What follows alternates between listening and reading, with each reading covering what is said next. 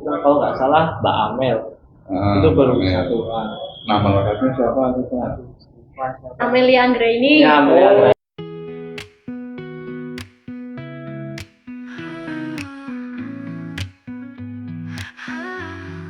Assalamualaikum warahmatullahi wabarakatuh. Waalaikumsalam warahmatullahi wabarakatuh.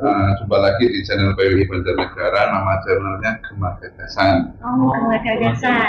Jadi dari channel ini kita ingin mengunggah, mengupload, menyebarkan gagasan-gagasan dari semuanya, baik gagasan di bidang pertanian, politik, ekonomi, bisnis, macam-macam. Kita ingin sampaikan biar bisa menginspirasi yang lain. Oke. Ini teman-teman, ini kita kedatangan dari teman-teman muda dari MAN 2 Banjarnegara. Ini ada Mas siapa? Mas Aziz, terus Mbak Konita, terus Iksan. Mas Iksan. Sementara saya sendiri dari Setiaji dari Suara Merdeka. Nah, ini dari teman-teman dari MAN 2 ini kelas berapa semuanya? Saya sih mau OTW kelas 12, masih kelas 11. Ya. Terus Saya sama. Saya kelas 10 mau kelas 11. Kalau di zamanku itu nggak ada kelas 10, 11, 12. Oh, nggak ada. Lebih ringkas sih Iya, ya, lebih Pak. ringkas. Kalau 10, 11, 12 ya. Hitung dulu. Itu ketahuan gapnya, udah ketahuan. Oh, berarti saya angkatan 2. Oke, ini teman-teman, Mas Aziz, Konita, Iksan. Aziz, Konita, Iksan. Kita pengen ngobrol-ngobrol tentang sebentar lagi kan mau ada pilihan bupati nih. Ya. Udah tahu informasinya dong? Sudah. Sedikit. 1% Pak. Nah, kita pengen tahu nih sejauh apa pengetahuannya tentang pilihan bupati Banjarnegara yang kalau boleh tahu tanggal berapa, bulan apa ya? Ada yang tahu nggak? Saya malah tahu calonnya. Bulan November kalau nggak salah. Bulan November. Tanggalnya? Berapa ya? 21 ya sih Pak? Bukan ya? Hampir. Tanggal 2. Jadi tanggal 27.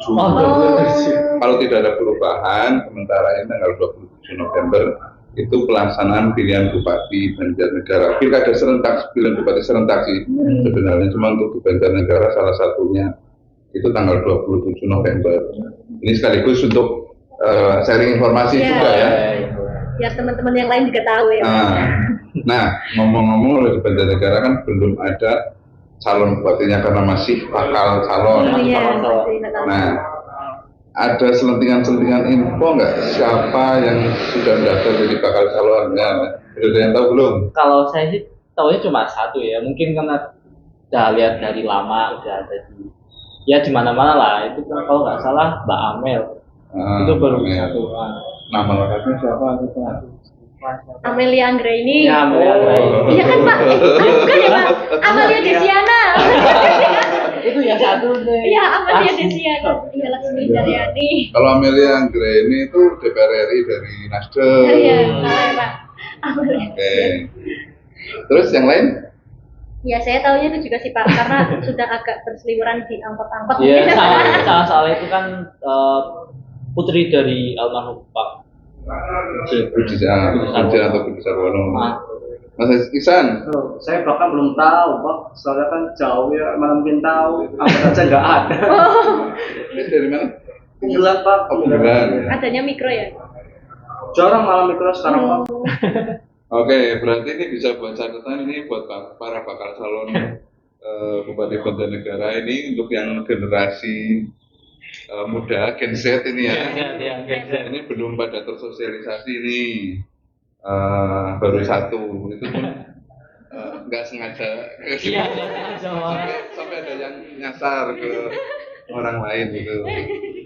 Artinya ini peluang karena 60% pemilih adalah pemilih Pemula. Sekali Pak. Ini perlu diperhatikan. Kalau saya boleh sebutkan sih, selain dari Dr. Amalia Desiana, ada Dr. Bugari Ciseno, terus ada Fahmi Umarirawan, terus ada Pak Wono, ada Sigit Wisasongko, ada Agus Junaidi, ada banyak. Banyak banget. Berarti yang banyak itu nanti bakal diseleksi lagi atau gimana Pak? Nanti akan diseleksi partai. Oh. Jadi akan diseleksi oleh partai, kemudian nanti kan muncul rekomendasi itu dari partai. Dari partai akan muncul rekomendasi kandidat. Nanti akan muncul 1 pasang, 2 pasang, 3 pasang, atau lebih itu dari partai koalisi. Karena di Banjarnegara partai pun nggak bisa satu partai ngusung satu, harus gabung, karena perolehan kursinya masih baru 8 itu yang paling tinggi. Biar lebih kuat juga ya Pak? Biar lebih kuat juga. Kalau saat muncul akhirnya 1 pasang berarti lawannya kota kosong. Kalau 2 pasang berarti head to head. Kayak sebelumnya di tahun 2000 berapa ya Pak berarti? 2019 kan cuma 2 ya Pak? 2019. Oke.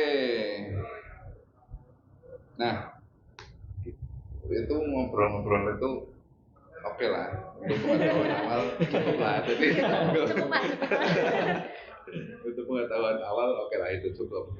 Nah, kita ngomong masalah yang lebih mudah lagi. Sepengetahuan adik-adik ini, kita ambilnya jangan adik-adik lah. Kelihatan saya jadi Teman-teman. Nah, dari teman-teman ini, dari Mas Isan, terus Mbak Bonita sama Mas Aziz ini, Banjarnegara itu menurut pandangan teman-teman itu seperti apa, terus kurangnya seperti apa, terus harapannya nanti untuk pemimpin itu seperti apa gitu. Monggo, dari siapa dulu? Dari Mas Aziz dulu mungkin, atau Isan? Isan dulu. Isan dulu coba. Iya. Yang paling muda ini Pak. Yang paling muda. Oh ya, paling muda, baru mau ke kelas 11 ya. Iya. Menurut saya pakai Banjarnegara ya. Kalau menurut saya Banjarnegara itu apa ya Pak ya, kayak kabupaten yang sebenarnya kecil ya Pak ya, kecil di tengah-tengah, soalnya kan juga dikelilingi juga.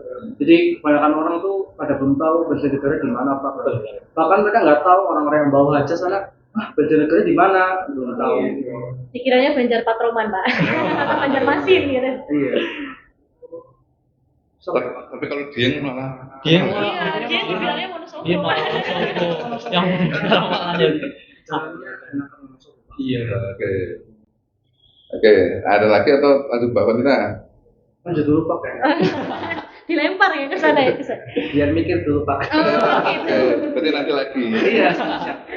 Kalau menurut saya ya, Banjarnegara, banyak orang yang bilang bahwa Banjarnegara kalau ditinggal kangenin, tapi kalau ditungguin nggak sugih-sugih gitu Pak. Banyak yang bilang gitu. Mungkin ini satu hal yang bisa menjadi apa ya, evaluasi dari pemerintah ke depan, bahwa memang Banjarnegara ini adalah kota yang sangat memorable ya Pak. Sangat banyak kenangan yang ada di Banjarnegara, karena di sini memang warganya yang ramah-ramah, kemudian alamnya yang masih terjaga, apalagi di Dieng ya Pak, yang masih segar, sejuk, di daerah Kalibening maupun di daerah-daerah pedesaan masih sangat asri gitu Pak. Cuman kalau misalnya dari sisi ekonomi, mungkin Banjarnegara masih banyak tertinggal dari daerah-daerah lain. Apalagi kalau kita lihat kabupaten sebelah, ada di Wonosobo ataupun di Purwokerto, kita sudah cukup jauh tertinggal. Jadi harapan saya mungkin dari pemerintah, minta tolong banget, semoga suara kita terdengar untuk bapak-bapak. Yang pertama adalah itulah ekonominya.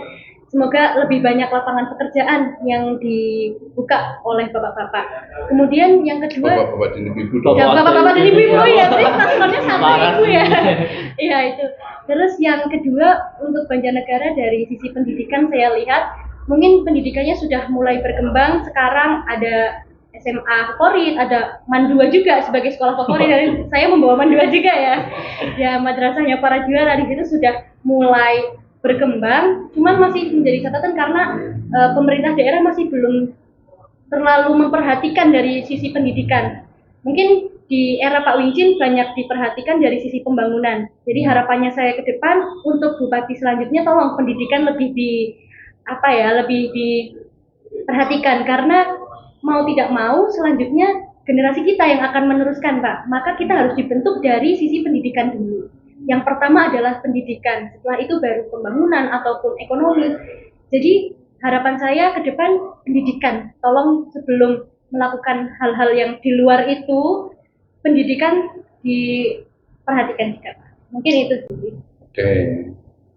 Jadi Mas Aziz. Mungkin kalau dari saya kan tadi udah dibahas tentang kayak negara itu kurang terlihat, terus pendidikan. Kalau saya mungkin masuk kesehatan. Apalagi kan negara terkenal kasus stunting. Iya. Pernikahan dini juga. Nah, mungkin pemerintah perlu buat ambil alih kasus itu untuk jadi terus diperbaiki. Mungkin untuk sekarang ini masih berkembang, soalnya ada genre juga generasi berencana. Bahkan itu kan sebuah forum untuk menangani hal-hal kayak seperti stunting, pernikahan. Mungkin edukasi ini juga perlu lah di setiap sekolah, mau sosialisasi mau ditambah pelajaran, misal konselingnya ditambah lagi gitu. Oke, ini sebenarnya lumayan berat ini. Ya lagi-lagi pendidikan tadi ya di Oke, kita simpelkan lagi. Yang di kota lain atau daerah lain ada, tapi di Banjarnegara belum ada, terus harapannya biar nanti ada dari Mas. Namanya McD sih, Pak. Apa bebas apa aja? Kalau menurut saya gimana ya Pak ya? Dulu kan di sini sempat ada kereta nggak sih Pak? Kalau saya kan Iya. Saya lihat di atlas dulu masih kecil tuh. Oh ada kereta di Banjar, terus saya lihat ke sini, lah kok kereta apa? Jalurnya udah nggak ada lagi gitu Pak. Oke, kereta. Kereta Pak. Kereta tadi sempat setting-settingan McD kan ya. Jangan Pak, ikon kacauan Pak. Mungkin ya Pak, kalau misalnya ada mall ataupun pusat kuliner yang lebih wah lagi di Kabupaten Banjarnegara, mungkin bisa UMKM di Kabupaten Banjarnegara semakin tinggi lagi Pak, kan bisa jadi pusat ekonomi. Gitu sih, karena di sini yang jadi ejekan sama teman-teman saya, kamu kalau di Banjarnegara kemana, nggak ada mallnya gitu. Depo, saya ke depo, alhamdulillah. Ya gitu sih Pak. Surya Mall atau itu, jadi nggak ada. Tadi kereta saya mall ini, kalau saya apa ya? Mungkin transportasi ke seluruh daerah sih Kak. Kayak ini kan ke Punggulan itu susah. Ke Pagentan ke sana juga susah. Ke Batur paling enak lewat Wonosobo. Nah, mungkin transportasi itu perlu ditambah gitu, mau jadi gampang mau kemana-mana. Oke. Saya nyontek lagi. Saya juga nyontek Pak. Nah, tadi kereta, terus ada mall, ada transportasi umum, aksesnya, terus kemudian sarananya juga.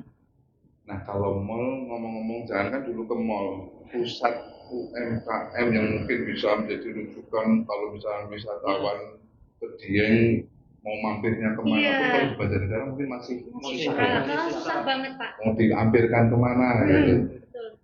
Apalagi kalau misalnya orang-orang yang bawa bus-bus besar, kalau ke Dieng kan juga masih agak susah ya Pak. Macet. Oke. Ini nanti nih ya, kalau misalkan teman-teman ini kuliah ataupun nanti langsung kerja, harapannya ke depan nih kalau misalkan biar tetap bisa di Banjarnegara, dapat pekerjaan, kira-kira kalau dapat pekerjaan pengen gajinya berapa sih kalau anak-anak sekarang? Anak-anak sekarang, kalau saya dulu sih Pak, kalau UMR baru 2,1 apa 2,2 sekitar itu lah.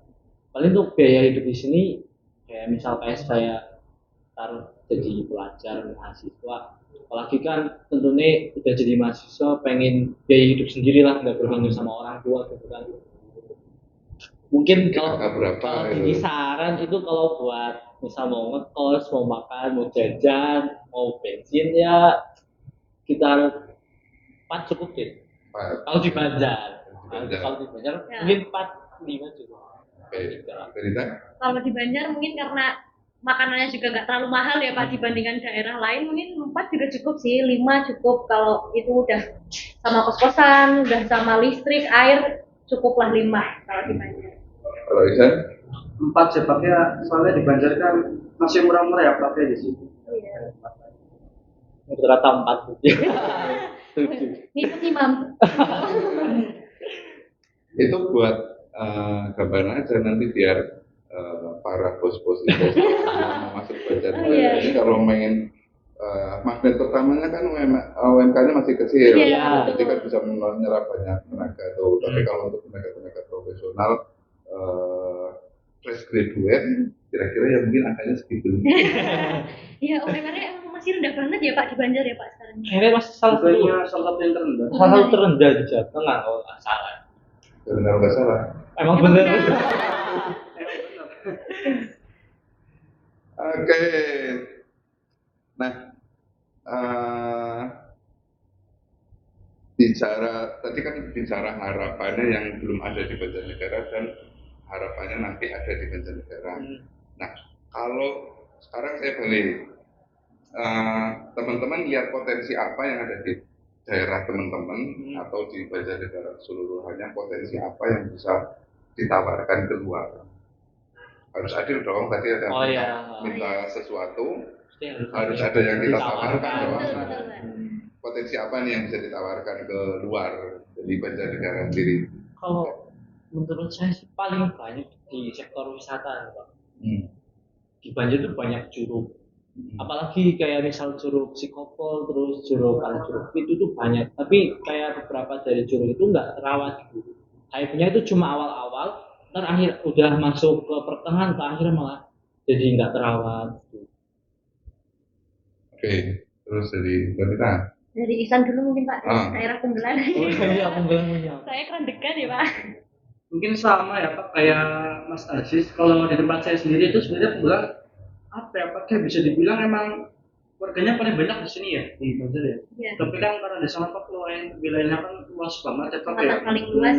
Semakin luas. Kalau saya sendiri aja lihat dari kebun aja, itu masih kosong nggak Pak beneran Pak. Kalau ini sih mungkin pertaniannya mungkin masih bisa sih Pak, cuman nggak gimana ya Pak. Kalau di bawah kan sawah semua, kalau di atas kan beda Pak. Di atas mungkin pisang Pak, setiap pagi di sana banyak banget Pak. Jam setengah 6 pagi itu petani semuanya pinggir jalan tuh warung pisang semua itu semua Pak beneran. Tiap pagi itu beneran Pak gitu. Pisang mahal loh. Pisang mahal. Kalau di sana malah pisang melimpah Pak beneran Pak. Kelapanya juga ya. Kalau kelapa di pasar nggak terlalu kelihatan, paling pisang nggak Pisang. Oke. Jadi Sektor pertanian yang bisa jadi potensi yang bisa dikembangkan ya. iya masih bisa. Syukur nanti terus muncul petani-petani milenial. nah, Iya, itu iya, perlu iya. banget juga. Apalagi kan kayak misal jual pisang toh kayak bosen deh. Terus pasti kan perlu gimana caranya buat pisang itu jadi menarik gitu loh. Bisa menarik, harganya lebih tinggi lagi. Harganya lebih tinggi. Karena orang sekarang juga itu apa kayak mikir anak sekarang pengennya kan jadi bos-bos doang, tapi kan kalau nggak mau jadi petani, bahkan petani kan Gengsinya gede ya. ya kan gengsi itu harusnya. Oke, menarik. Polita? Iya, sama juga sih Pak, dari wisata, terus pertanian juga. Saya lihat beberapa kali pergi ke kecamatan-kecamatan yang ada di Banjarnegara, memang sektor pertanian sebenarnya lahannya masih luas banget, cuman nggak ada yang mau mengolah Pak. Terus belum ada investor yang mau menampung itu semua gitu loh Pak. Makanya tadi salah satu persoalannya adalah harga pisang mahal, mungkin karena mereka emang individu gitu loh Pak. Jadi jadi langsung dijual seharga-harganya. Nah, saya maunya ke depan mungkin dari pemerintah ada yang memperhatikan dengan serius nih sektor pertanian yang ada di Kabupaten Banjarnegara. Mungkin sudah ada dinasnya juga kan ya Pak. Nah, saya mohon untuk bisa lebih diperhatikan lah untuk pertaniannya biar bisa sampai ke luar kota bahkan ke luar negeri juga. Terus di wisata juga saya yang masih kurang sih mungkin di wisata dari penginapannya, terus transportasinya itu yang masih sulit banget. Apalagi saya pernah ke Curug Pletuk kan kepleset juga Pak karena jalannya yang licin gitu Pak. Makanya saya harap besok ya kalau wisata transportasinya terus jalannya tolong diperbaiki. Oke. Nah, di luar dari catatan ini, tadi sudah disampaikan pendidikan, wisata. Sebenarnya ada satu yang barangkali teman-teman mungkin nggak kepikiran bahwa Banjarnegara itu SDM-nya Ya, SDM-nya rendah itu banget. Pak. yang harus di up dan di support biar minimal muncul kemandirian. Iya. Jadi yang jadi petani dengan dibantu teknologi jadi petani tren, petani milenial. Kemudian di sektor pariwisata Banjarnegara bisa go public, bisa go internasional bahkan. Terus di infrastruktur jelas, kalau infrastruktur survei memang masyarakat rata-rata dengan infrastruktur biar apa-apanya jadi mudah. Iya, kemana-mana enak. Apa-apa jadi enak. Oke. Nah, ngomong-ngomong soal pilkada serentak, kemarin kan baru ada pilpres, kemudian ada pileg, pilihan legislatif, terus kemudian habis ini ada pilihan bupati yang akan dilaksanakan pada 27 November. Kalau nggak diundur. Semoga nggak diundur ya. Nah, ngomong-ngomong soal ini ada satu permasalahan krusial yang belum pernah disampaikan oleh pihak lain untuk periode ini, belum disosialisasikan oleh pihak lain. Jadi dari PPI Banjarnegara menginisiasi permasalahan money politik. Ada yang udah tahu nggak selentingan money politik itu apa? Siuran gitu, soalnya kan masih pelajar juga, masih bagi-bagi fokusnya. Tapi kan di sosial media itu banyak ya, mau di TikTok, Instagram mesti ada siuran. Apa ini money politik? Politik duit. Ini udah nyeblos semua berarti? Sudah. Saya yang paling muda. Belum. Umur berapa? Sekarang baru 16 Pak. Tanggal November udah 17 atau belum? November tahun ini udah 17. Nah, betul milih. Berarti kan nanti milih. Iya. Barangkali satu atau yang lain nanti nambahin money politik setahunnya teman-teman itu apa? Kalau dilihat kayak dari nama money politik, berarti manipulasi dalam politik. Mungkin entah dari pemilihannya atau pemilihan bakal calon juga gitu Pak. Kalau saya money politik berarti money politik. Ketika suatu politik dicampuri dengan urusan uang gitu Pak. Gitu, jadi banyak dari suaranya dipelesetkan hanya untuk uang. Kalau dari pandangan saya. Kalau menurut saya uangnya uang ya Pak ya, mereka bekerja ya untuk uang Pak. Mungkin keluarnya uang,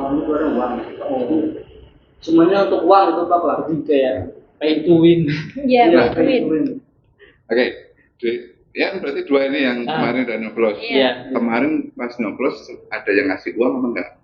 Ada ngasih. Dikasih Pak, pasti dikasih. Belum nyoblos. Bapak saya mesti ceritakan bapak saya itu apa? Kemudian juga Pak ini kesini apa? Kita pira Pak? Anu lah, kalian kan ini Bang, Anu berapa? Ada disebut orang ada yang 200, ada yang 100 itu Pak, banyak Pak. Beda-beda Pak, ada yang mahal, ada yang murah. Kadang yang mahal nanti cuma nyoblos sekali tapi dikasih ini 100, nyoblos sekali lagi 100, 300 itu Pak. Itu masih cerita gitu. Oke. Ini belum milih mau udah tahu. Oke. Karena tahun 2004 ini memang benar-benar tahun politik ya. Iya, benar. Harusnya benar-benar pesta demokrasi. Jadi tadi aku lupa ada yang belum saya sebutkan. Pilkades. Iya, benar. Ada 57 desa yang mengadakan pilkades dengan segala harut-marutnya kemarin. Iya, benar. Kemarin rame ya Pak. Rame banget. Pecah semua. Ayo Pak mau tak deketin Pak kemarin. Oke, jadi ini sekaligus sosialisasi, sekaligus belajar bersama ya. Jadi money politik itu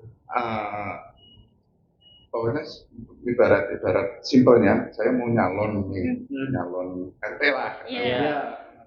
sini aku tak kasih uang tapi kamu bayar, aku tak kasih Nyoblos. uang tapi kamu nyoblos saya. Iya. Simbolnya seperti itu.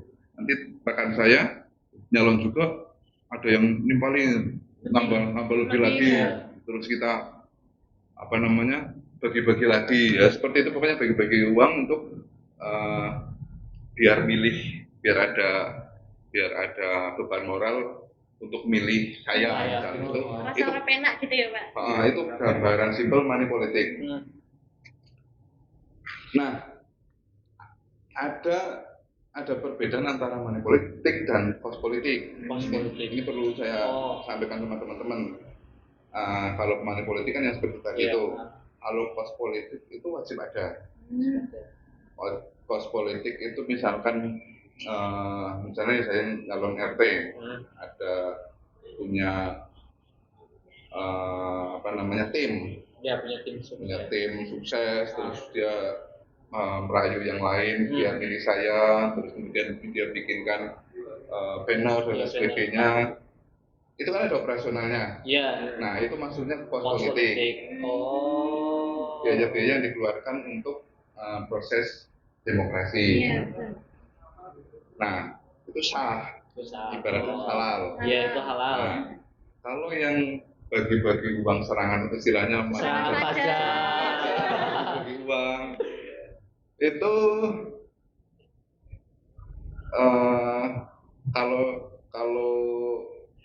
kalau dibilang itu yang nggak benar. Kan mau nggak mau kan, misalkan saya jadi ketua RT, ya harus hitung-hitungan dong. Saya keluarnya berapa, terus saya harus dapat berapa. Harus balik berapa. Itu salah satu poin bahaya dari money politik. Nah, jadi kalau pengen teman-teman dapat pemimpin yang baik, pilih yang sesuai hati nurani, bukan berdasarkan dari isi amplopnya. Serangan pajarnya. Kalau bisa ditolak, dilaporkan ke KPU. Bawaslu. Nah, mungkin yang kurang dari pemerintah juga sih Pak untuk penanganan kayak money politik, serangan pajak. Mungkin ya orang-orang desa mereka nggak tahu siapa pemilihnya, siapa calonnya, siapa yang mau dipilih. Cuma menerima uang terpilih ini ya, nggak tahu visi misinya apa. Mungkin dari pemerintah perlu menekankan itu sih Pak. Sosialisasinya. Iya, sosialisasinya kurang banget Pak. Sosialisasi dan ketegasan juga. Dan mau nggak mau kita harus sadar kalau misalkan dari Bawaslu yang pengawasan pemilu itu mau nggak mau memang orangnya sedikit. Iya.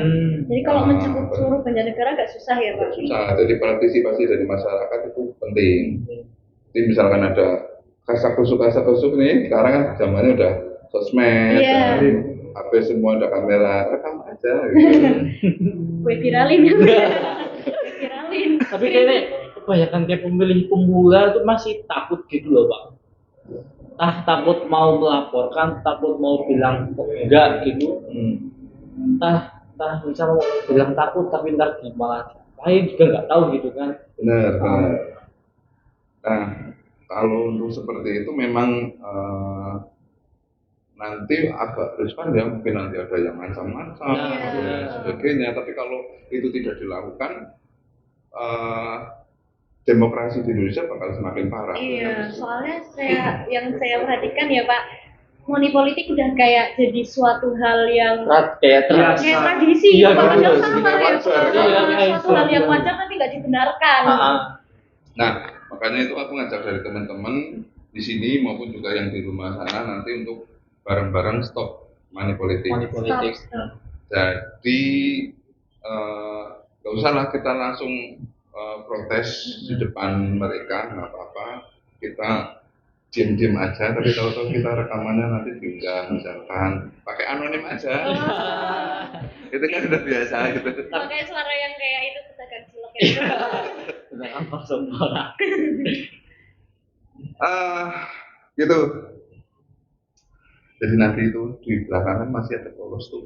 Ya, ini. Ada polos nanti teman-teman tanda tangan kayak entah mau melukis kayak entah mau kata-kata ribuan nanti silakan setelah habis acara. Boleh. Yang besar stop money politik. kembali ke Laptop. catatan. eh, Bupati kan 5 tahun sekali. Aku pengen teman-teman itu berandai-andai melihat posisi Banjarnegara saat ini, terus 5 tahun mendatang, berarti di tahun 2029 itu bayangan teman-teman di 2029 itu Banjarnegara seperti apa, atau ada apanya, atau kondisinya seperti apa? Dari Agis dulu nih. Kalau saya gambarannya ya, mungkin bukan gambaran sih, tapi yang diharapkan sih untuk ke depan kayak mau 2029. Nah, tiba-tiba Banjarnegara UMR jadi Naik. 5 juta, Boleh. 5 juta, 6 juta gitu. Jadi kayak misal dari SDM-nya juga pendidikannya mungkin kayak, tiba-tiba muncul universitas negeri bagus nih, apa nih gitu. UNB. Universitas Negeri Banjarnegara. Boleh Pak, mungkin besok Pak ada. UNEB. Terus juga dari ini kan apalagi rumah sakit daerah cuma satu. Nah, pasti kan itu jadi pusatnya kan. Mungkin dari beberapa orang juga kayak misal mau tiba-tiba ada penyakit yang serius malah dialihkan ke sebelah ke Margono, ke Citra Medica gitu. Mungkin yang di gambaran saya itu mungkin 2029 dan negara punya rumah sakit yang pokoknya serba lengkap. Yang jadi rujukan gitu. Iya, jadi rujukan. Syukur-syukur yang dari kota tetangga. Nah, Iya, ya, malah kita malah kesini. kebaca gitu. Oke, dari Konita, atau barangkali lebih simpelnya nanti 2029 Konita itu seperti apa di Banjarnegara kondisinya gitu. 2029 saya gambarannya ya lapangan pekerjaan harusnya sudah tambah luas ya Pak, untuk menampung SDM Banjarnegara yang banyak gitu. Mungkin di 2029 ya SDM-nya bisa tertampung di dalam lapangan pekerjaan yang ada di Banjarnegara. Kemudian yang kedua, infrastruktur sudah bisa menjangkau dari Pagentan maupun dari Pandanarum yang di atas sana. Semoga ke depan adalah mikro atau angkot yang bisa nyampe ke atas sana gitu. Terus yang ketiga dari pendidikan, semoga nanti pendidikan tuh di pelosok-pelosok udah mulai ada SMA-nya, karena di Pagentan pun SMA-nya nggak ada kalau nggak salah ya Pak. SMA-nya nggak ada. Terus di Unggelan juga cuma ada SMK, nggak ada SMA. Jadi saya maunya tuh di 2029 semoga sudah ada semua sektor pendidikan dari SD, SMP, SMA yang wajibnya kan 12 tahun ya Pak, di setiap daerah yang ada di Banjarnegara. Kecamatan. Karena tadi kembali lagi infrastruktur dan juga pendidikan. Sebenarnya sudah dijelaskan semua ya Pak ya. Saya juga pengen enak lah Pak nggak di sini ya. Rasanya itu gimana ya Pak ya. Kemana-kemana pun kalau di sana ya Pak ya. Harus di sini misalkan ibaratnya Pak ya. Misalkan mobil bapak saya rusak terus harus benerin sini. Tahu-taunya harus ke Purwokerto Pak. Nah itu mungkin fasilitasnya yang kurang juga. Kalau bapak tahu di Punggelang kan itu yang bagus itu cuma jalan utama Pak. Jalan utama yang ke Purbalingga itu lewat pasar sepanjang jalan itu cuma satu. Sisanya kalau bapak ke desa-desanya ke atas sana itu, nah itu jalannya luar biasa rusak Pak. Cerita ya sih ya. Iya, semoga aja jalannya diperbaiki Jadi kayak sama itu Pak yang ke sana ke daerah sini kan masih banyak yang rusak sana Pak tuh. Iya sana. Di selatan Pak. Iya. Oke. Ini sudah cukup lama ya, nanti biar kita nanti kalau perlu nanti banyak yang tanya request nanti juga kita undang lagi aja. Barangkali closing statement ya, harapan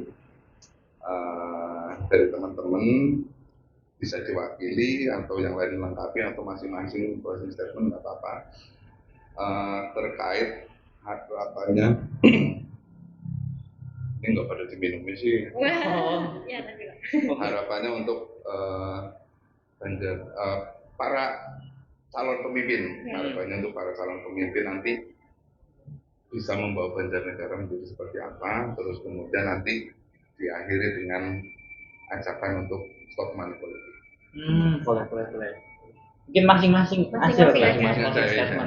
Kalau dari saya sendiri sih, buat calon besok, bangkitkan Banjarnegara menjadi the heart of Central Java. Nah, jadi kelihatan loh, apa ini Banjarnegara keren banget, mau ke sana gitu. Kalau dari wanita?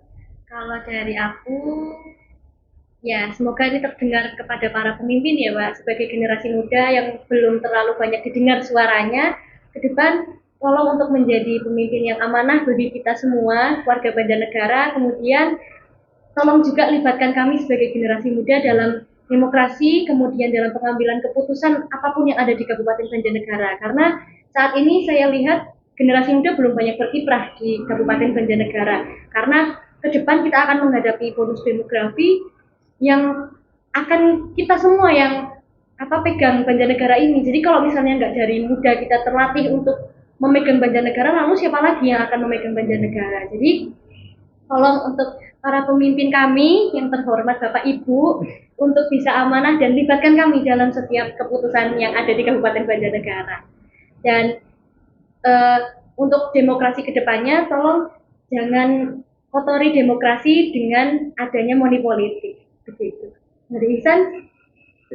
Untuk para pemimpin ya, Bapak Ibu yang ada di rumah menonton ini, saya mohon untuk jangan biarkan kami tidak mengetahui apa-apa tentang politik ini, karena ini ya Pak ya, banyak dari kakak teman saya yang nyoblos cuma asal nyoblos doang, dan semoga para pemimpin besok bisa mengajak kami selaku anak-anak muda supaya kami juga tahu juga, karena kalau nggak tahu nanti bagaimana lagi negara ini akan berlanjut. Apalagi kan 2045 Bonus demografi. iya generasi Emas. Generasi emas jangan sampai generasi lemas ya. Iya. Generasi lemas. Oke. Tanya ke depan, stop money politik. Stop money politik. Stop money politik. Jangan jual masa depan. Stop money politik. Kita butuh pemimpin baik. Suara kita berharga. Jangan dibeli mereka. Integritas dan jujur akan negeri maju. Stop money politik. Jangan jual masa depan. Stop money politik. Kita butuh pemimpin baik. Mari lawan bersama.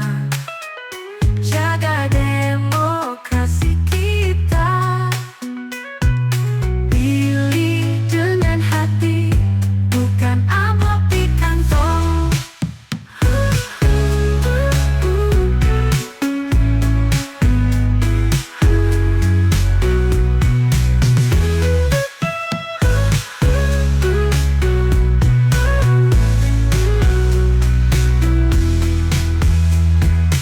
Pemimpin yang korup, tak peduli rakyat. Janji-janji palsu, semua demi uang. Stop money politik. Jangan jual masa depan. Stop money politik. Kita butuh pemimpin baik. Mari lawan bersama. Jaga demokrasi kita. Pilih dengan hati, bukan amplop di kantong.